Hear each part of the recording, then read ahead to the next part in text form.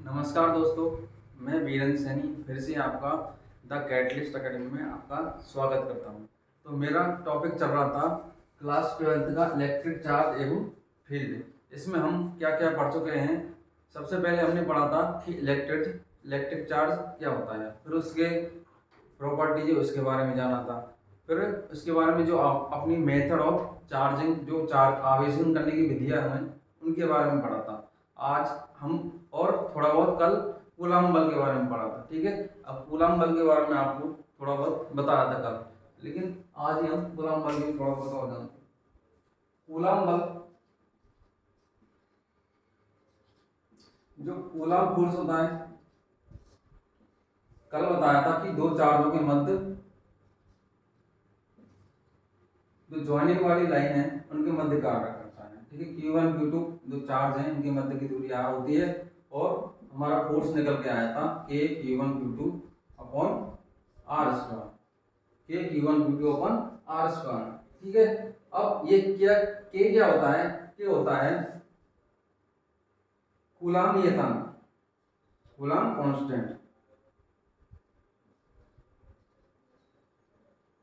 Coulomb constant.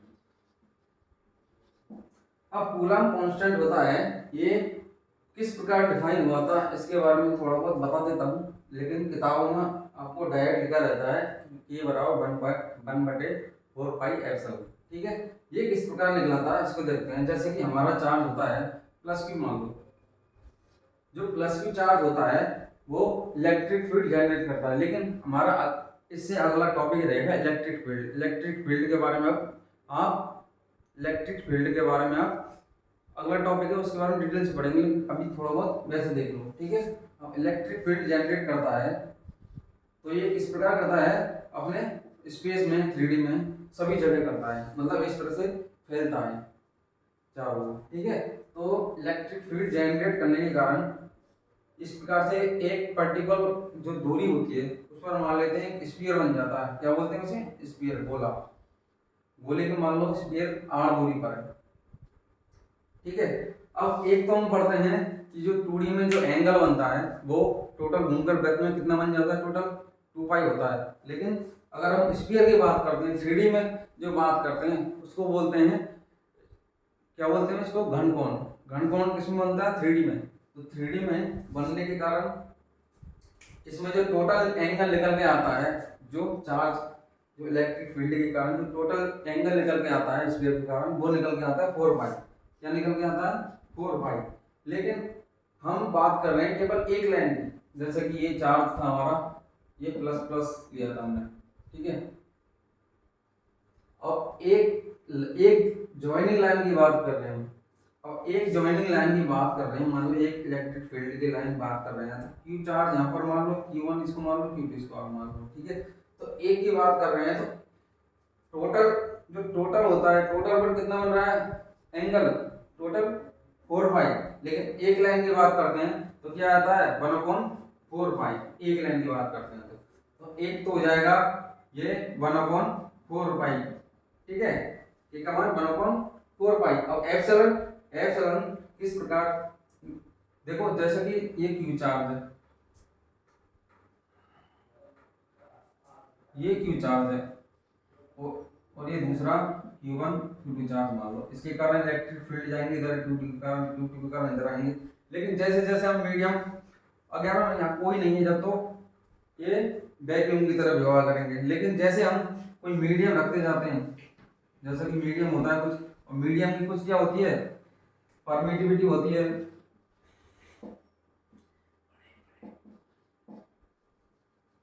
क्या होती है? परमिटिविटी।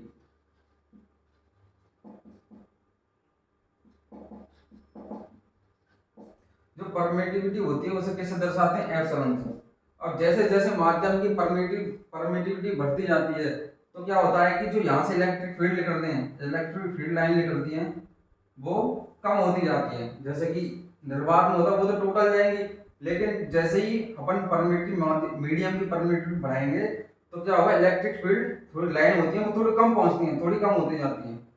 जैसे और मीडियम बढ़ा और एप्सिलॉन, मतलब जिसका एप्सिलॉन ज्यादा है मीडियम को और मीडियम लिया तो और इलेक्ट्रिक फील्ड कम हो जाएंगे, तो इलेक्ट्रिक फील्ड लाइन कम होती जाएंगी तो क्या होगा, फोर्स तो कम लगेगा। तो हम देख रहे हैं कि इलेक्ट्रिक फील्ड लाइन जो परमिटिविटी बढ़ाने पर फोर्स कम उत्पन्न होता है, ठीक है, कम उत्पन्न होता है। और फोर्स कम लगने पर क्या होगा, के भी कम हो जाएगा। तो किस प्रकार निर्भर कर रही है, इस प्रकार से ये व्युत्क्रम के रूप में बढ़ रही है, तो इसे बटे में लिख सकते, ठीक है। इस प्रकार हमारा के बराबर 1/4 निकला है।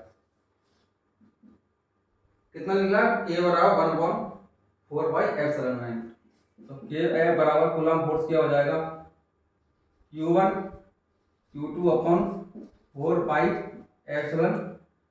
अभी हम किसकी बात कर रहे हैं, निर्वात की, दूरी r स्क्वायर। इस प्रकार हमारा कल ये फॉर्मूला आया था, के बराबर Q1 Q2 अपॉन 4πε0। अब एप्सिलॉन क्या बताया था मैंने कल, ये होता है परमिटिविटी ऑफ वैक्यूम की, और इसका मान कितना आया था, 8.85 10 इंटू -12। इसका मात्रक क्या हो जाएगा, एप्सिलॉन नॉट कूलम स्क्वायर बटे न्यूटन मीटर स्क्वायर, ठीक है।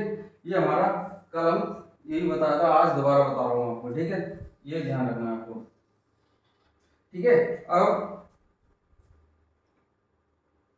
अगर हम, ये तो हो जाएगी निर्वात की समीकरण लिख देते हैं। अगर हम मीडियम की बात करते हैं, एम फॉर मीडियम, तो Q1 Q2 अपॉन 4πε को क्या लिख सकते हैं मीडियम में, एप्सिलॉन एम बटे आर स्क्वायर, ठीक है, आर स्क्वायर।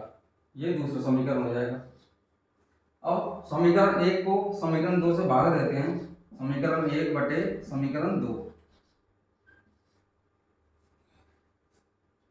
निकालो इसको।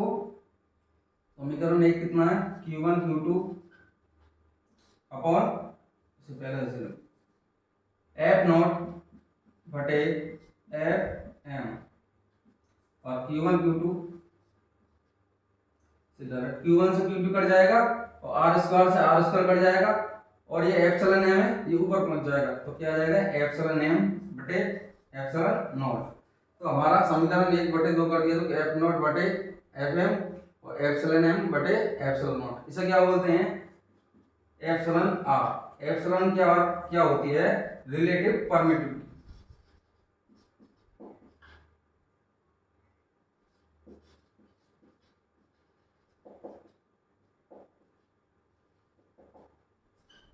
ठीक है। इसे क्या बोलते हैं, रिलेटिव परमिटिविटी, मतलब आपेक्षिक विद्युतशीलता बोलते हैं। अब जो हमारी एप्सिलॉन आर होता है, देखो एप्सिलॉन नॉट का मात्रक क्या आ रहा है, यूनिट क्या आ रही है, कूलम स्क्वायर बटे न्यूटन मीटर स्क्वायर, क्या आ रही है।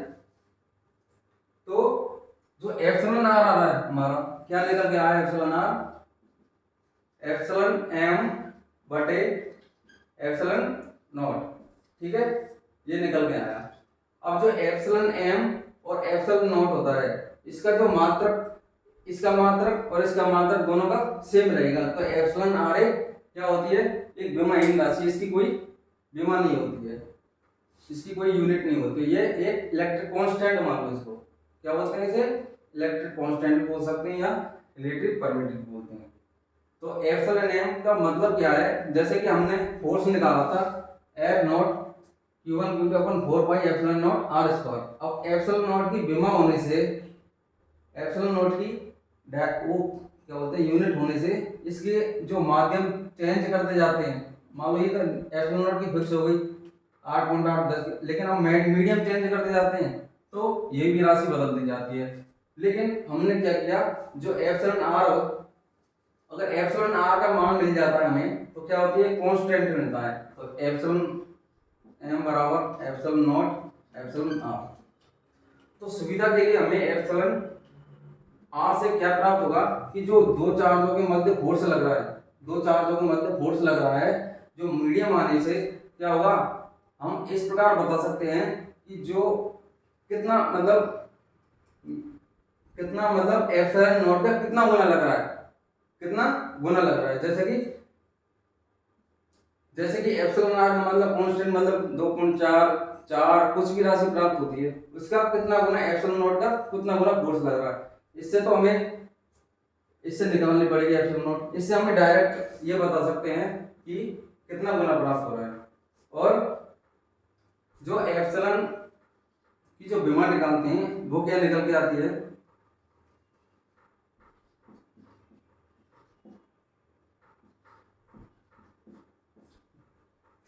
एप्सिलॉन की जो विमा निकाले अपन यूनिट से निकाल सकते हैं। यूनिट क्या है, कूलम स्क्वायर बटे Newton metre square.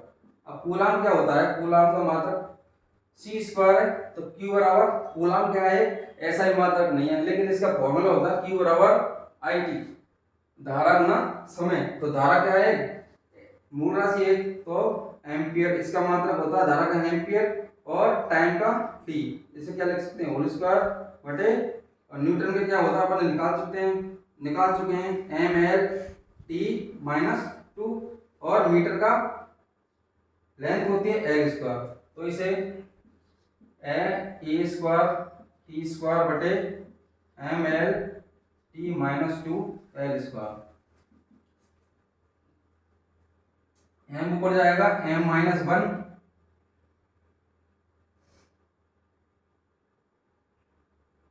M minus 1 और एल माइनस 3, एल क्यू ऊपर जाएगा, टी माइनस 2 ऊपर जाएगा, टी की पावर 4। इस प्रकार से हमें ये इसकी जो एप्सिलॉन की जो विमा राशि प्राप्त होती है, ये कॉम्पिटिटिव जो एग्जाम होते हैं उसमें पूछा जाता है बहुत ज़्यादा केस में।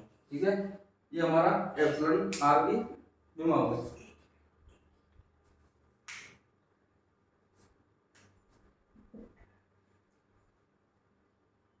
ये धारा का मात्रक होता है एम्पियर। ठीक है, ये ध्यान रखना ए।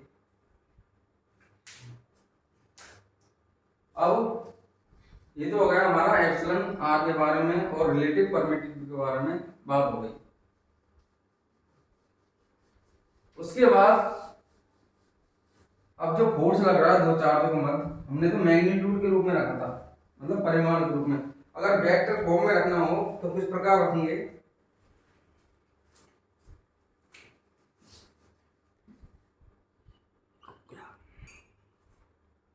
देखिए अभी थोड़ी बहुत मिस्टेक हुई थी, मुझे एक चीज भूल गया था मैं, ए स्क्वायर को, इसको दोबारा देखते हैं एप्सिलॉन नॉट की विमा क्या होती है। सबसे पहले हम जानते हैं कि एप्सिलॉन की विमा क्या होती है, कूलम स्क्वायर बटे न्यूटन मीटर स्क्वायर होता है। ठीक है, अब कूलम क्या है, मूल राशि नहीं है, फंडामेंटल क्वांटिटी नहीं है, लेकिन इसके जो क्यू बराबर आई टी होता है, क्यू बराबर धारा गुना समय होता है, और धारा का मात्रक क्या होता है एम्पियर। तो एम्पियर को ए से ए स्क्वायर, टाइम को टी से टी स्क्वायर हो जाएगा, कूलम स्क्वायर हो जाएगा बटे न्यूटन में क्या होता है एम एल टी माइनस 2, और मीटर के स्क्वायर का लेंथ होती है एल स्क्वायर लिख देते हैं इसको।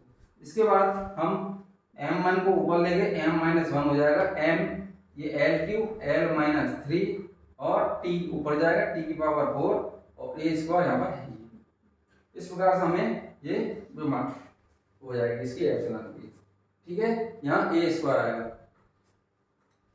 अब आगे हम पढ़ते हैं कि हम कि दो चार्ज हैं उनके मध्य जो फोर्स निकल गया, उसके बाद हम जो सदिश रूप में वेक्टर फॉर्म में किस प्रकार ले सकते हैं इसको। देखिए मान लो कि ये Q1 Q2 चार्ज है, इनके मध्य की दूरी क्या है r।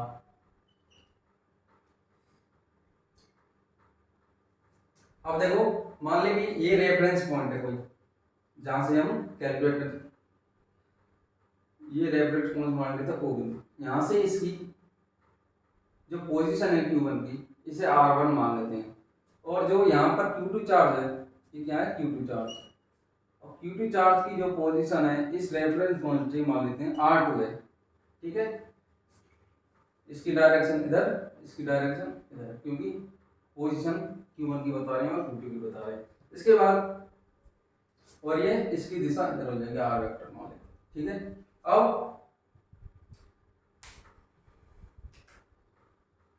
अब देखो जो एफ वेक्टर होता है, सबसे पहले बल एक सदिश राशि होती है। अब मान लो जो Q2 है, जो Q2 पर जो फोर्स लग रहा है Q1 के कारण, तो इसकी डायरेक्शन इधर दे देते हैं। इसका मतलब F F21। F21 का मतलब क्या है, वन के कारण टू पर फोर्स। अब अभी फिलहाल मान लेते हैं पॉजिटिव चार्ज है, ये भी पॉजिटिव चार्ज होने के कारण इन पर प्रतिकर्षण बल लगता है, तो वन के कारण टू पर फोर्स इधर की तरफ लगेगा। और इसको दे देते हैं नाम F12। इसका मतलब है कि टू के कारण वन पर फोर्स इधर ही लगेगा प्रतिकर्षण बल, इसके कारण टू के कारण। इस प्रकार हमने ये दर्शा देते हैं इसको। अब F12 जो निकल के आता है ये Q1 Q2 upon R vector है, तो आर वेक्टर को हम मैग्नीट्यूड की देख सकते हैं और इसकी दिशा इधर की तरफ है, तो इसे मान लेते हैं आर कैप। ठीक है, एक तरफ मान लेते हैं इसको आर कैप मान लेते हैं, ठीक है। और इधर हमने क्या माना है, पॉजिटिव, जैसे ये होता है एक्स अक्ष और ये वाई अक्ष। इधर की तरफ लेते हैं पॉजिटिव और इधर की तरफ लेते हैं नेगेटिव, ठीक है। तो F12 बराबर ये Q1 Q2 upon are cap, ये क्या है पॉजिटिव। अब F21 निकालें तो ये Q1 Q2 upon R vector whole square R cap. अगर हम टू, ये उल्टा हो गया, ठीक है। F21 है, F21 और ये F12 है, और F12 किधर पर लग रहा है, इधर की तरफ। तो जो आर कैप है इधर की दिशा लिए, तो मैंने इसे इधर लेंगे तो माइनस एक्स अक्ष की तरफ लेंगे, तो ये हो जाएगा माइनस आर कैप, ठीक है। तो जो निकल के आया हमारा F12 बराबर माइनस आगे ले लेते हैं ये Q1 Q2 upon R vector का मापांक स्क्वायर आर कैप, ठीक है।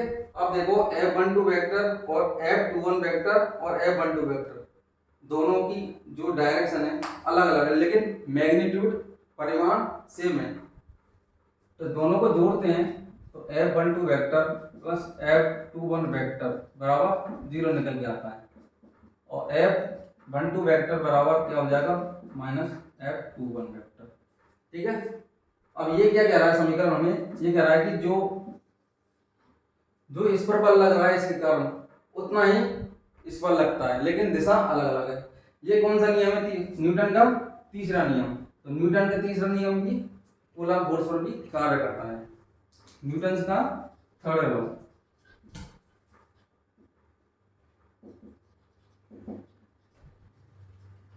न्यूटन थर्ड लॉ, ठीक है। अब इसका मैग्नीट्यूड लें तो मैग्नीट्यूड तो हमेशा बराबर रहता है, F12 वेक्टर बराबर F21 वेक्टर, ठीक है। ये हमारा ये हो गया फोर्स सदिश रूप में। अब एक चीज और बता देता हूं, जैसे कि अब इसको जो आर कैप लिखा है इसको हम मान लेते हैं जो हमारा त्रिभुज नियम क्या होता है, जो एनसीईआरटी में लिखा हुआ किस तरीके से लिखा हुआ है उसे इस तरीके से लिख सकते हैं। जैसे कि आपने त्रिभुज नियम क्या होता है, जैसे कि ये एक वेक्टर इधर है, ए वेक्टर और ये बी वेक्टर, और इसको मिला देते हैं तो मान लो ये सी वेक्टर प्राप्त होता है। तो जो सी वेक्टर प्राप्त होता है ए वेक्टर प्लस बी वेक्टर के बराबर होता है। जो जिस दिशा में जाती है उसी दिशा में उसकी विपरीत दिशा में जब तक नहीं आ जाए उसका योग कर देते हैं, इस प्रकार से प्राप्त होता है।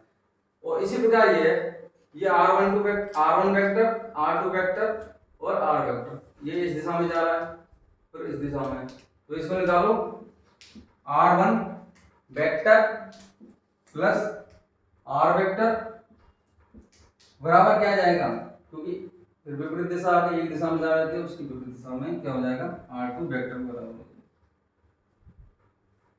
तो R वेक्टर क्या आ जाएगा, R2 vector minus R1 vector. अब जो R वेक्टर का मान है हम यहां पर रख सकते हैं,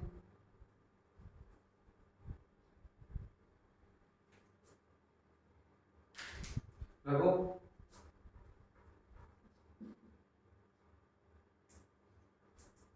और इससे पहले एक और चीज बताता हूं, जैसे कि हमारा जो R कैप होता है,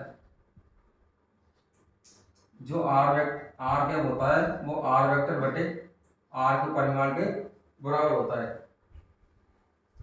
जो आर के परिमाण के बराबर होता है। ये हमारा ये यूनिट वेक्टर बोलते हैं, जिसे इस प्रकार लिख सकते हैं। अब इसका मान हम इसमें रख देते हैं, F12 वेक्टर बराबर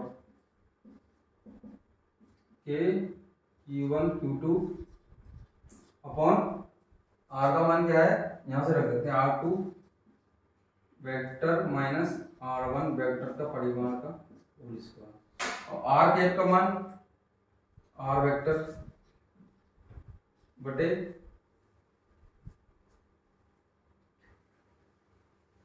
से कहाँ लिखते हैं यहाँ पर आर वेक्टर, क्योंकि हमने आर वेक्टर लिखा, आर वेक्टर है ये, तो ये आर वेक्टर बटे ये क्या हो जाएगा, आर वेक्टर बटे आर का परिमाण। अब इसे निकालो के Q1 Q2 upon R2 vector minus ये आर वेक्टर क्या है, वही है इसके परिमाण के बराबर, तो इसे होल की हो जाएगा ये R2 vector minus R1 vector का होल क्यूब, और ये आर वेक्टर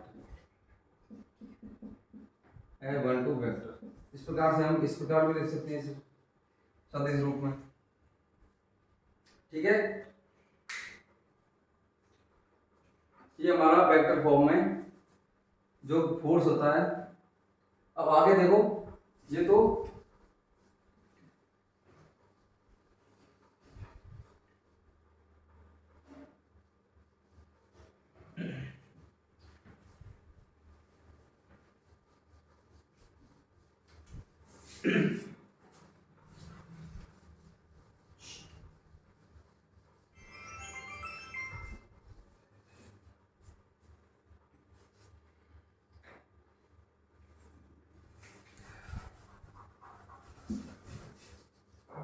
ये तो वेक्टर फॉर्म में हो गया, ठीक है।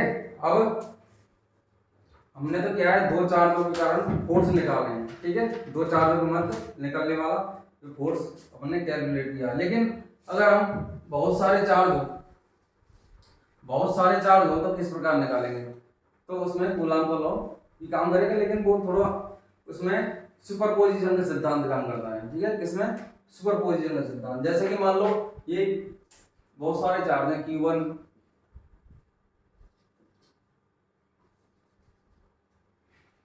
प्रिंसिपल ऑफ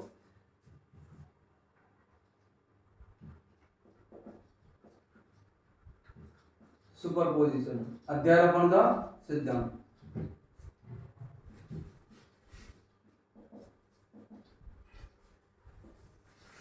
अध्यारोपण का सिद्धांत, इसमें क्या होता है कि जैसे कि Q1 Q2 Q3 Q4 और Q5 ऐसे ही बहुत सारे चार्ज हैं, बहुत सारे चार्ज हैं, Qn तक चार्ज हैं। अब हम दो चार्जों के कारण तो निकाल चुके हैं, लेकिन इसमें हम अगर सुपरपोजिशन का सिद्धांत काम करेगा। जैसे कि हम जो Q1 चार्ज है, मान लो एक चार्ज पर जो फोर्स है अलग अलग चार्जों के कारण लगने वाले बल के कारण निकालते हैं। अध्यारोपण का सिद्धांत इसी बल को निकालने का काम करता है। ये कैसे निकला, अध्यारोपण का सिद्धांत कहता है कि किसी एक चार्ज पर जो लगने वाला बल, जो एक चार्ज पर किसी अन्य सभी आवेशों के कारण लगने वाले बल के सदिश योग के बराबर होता है, और जो एक चार्ज के कारण लगने वाला बल अन्य आवेशों की उपस्थिति, जैसे अन्य चार्ज की उपस्थिति से कोई प्रभाव नहीं पड़ता। ये हमारा अध्यारोपण का सिद्धांत कहलाता है, ठीक है। अब ये किस प्रकार निकला, मान लो कि हम F1 पर निकालते हैं बल, ठीक है, तो F1 के कारण, तो 2 के कारण इस पर बल लगेगा, ठीक है। इसे मान लेते हैं F12 नाम दे देते हैं, F12 वेक्टर, ठीक है। अब मान लो Q2 पर Q3 लगाएगा, तो ये क्या हो जाएगा, उनके सदिशों के बराबर होता जाएगा। 13 वेक्टर और F vector plus 14 vector plus इस प्रकार 5 और n तक यू हो जाएगा इसका, ठीक है। और मैंने बताया था जो इनके चार इसके कारण इस पर Q1 पर बल लगता है, इसके कारण, लेकिन इन दोनों के जो बल लग रहा है, इन दोनों के बल के कारण इन दोनों के बल पर कोई प्रभाव नहीं पड़ता है। ये हमारा अध्यारोपण का सिद्धांत कहलाता है, ठीक है। अब जो भी हमारे न्यूमेरिकल आते हैं वो कूलॉम बल और अध्यारोपण के सिद्धांत से हम निकाल सकते हैं आराम से। तो आज इतना ही, कल करते हैं न्यूमेरिकल इसके अध्यारोपण के सिद्धांत के। इसलिए हमारे थैंक यू, और हमारे चैनल को लाइक करें, सब्सक्राइब करें।